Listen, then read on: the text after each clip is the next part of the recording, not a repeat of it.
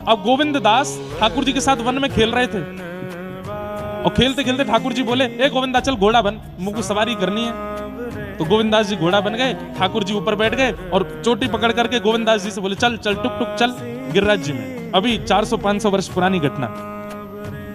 तभी कोई व्यक्ति वहां से निकला और उसने देखा गोविंद दास घोड़ा बने हैं पर ऊपर ठाकुर जी बैठे हैं, वो उसको नहीं दिखाई दिया।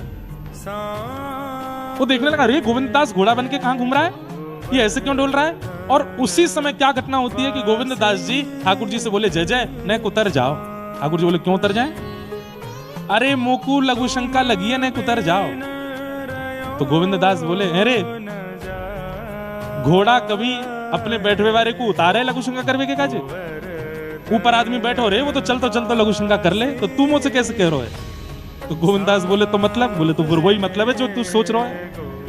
तो गोविंदास बोले, तो फिर है जाए? बोले, है जा, मुंह का तू तो घोड़ा है। तो गोविंद दास जी घोड़ा बने बने ठाकुर जी बैठे हैं और लघु शंका कर गए। अब वो व्यक्ति सामने से देख रहा था, तो घोड़े देख करके तो आश्चर्यचकित ही था कि घोड़ा क्यों बने हैं। लेकिन जब उसने देखा दूसरा रूप, बोले धोती गीली हो रही है। राम राम राम राम राम राम राम। सारी मर्यादाएं तो बेच दी हैं गोविंद दास ने। अभी शिकायत करता हूं गोसाई जी से, जा करके गोसाई जी से बोले आप गोविंद दास की इतनी प्रशंसा करते हो और देखो क्या कर रहा है वन में। पहली बात तो घोड़ा बना हुआ था, दूसरी बात तो मैं बता नहीं सकता। बोले क्या? जहां शास्त्रों में यज्ञोपवीत धारण करने वालों को खड़े होकर के लघु शंका करना मना है, घोड़ा बन के वहां लघु शंका कर रहा है वस्त्रों में ही। गोसाई जी बोले, नहीं नहीं ये हो नहीं सकता। बोले, नहीं हम देख के आए, आप पूछ लेना।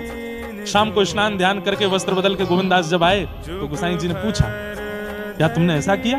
तो गोविंद दास जी के नेत्र सजल हो गए। बोले, जय जय, वास्तव समय मैं मानव नहीं था, उस समय मैं घोड़ा ही था। ठाकुर जी मेरे कंधा पे बैठे थे और घोड़ा भला कभी बैठे हुए को उतार के थोड़ी लघु शंका करने जाता है, इसलिए मैं तो उस भाव में था। तो गोसाई जी बोले, भाई गोविंद दास की स्थिति वहां पहुंच चुकी है कि अब उस स्थिति में उस पर कोई अपराध लागू नहीं होगा।